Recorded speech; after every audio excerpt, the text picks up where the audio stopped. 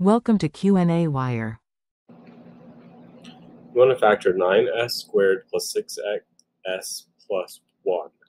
And you might recognize this as the perfect square trinomial, but in case you didn't, you would approach this as what multiplies to 9, because that's 9 times 1, and adds to 6, and that would be 3 and 3. So you break apart the middle term,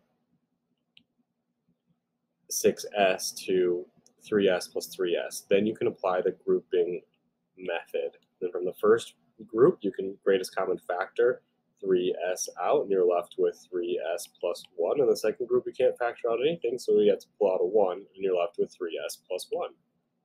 Now you have the like quantities, 3s plus 1,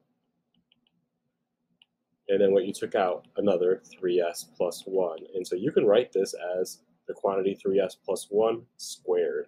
Perfect square trinomial.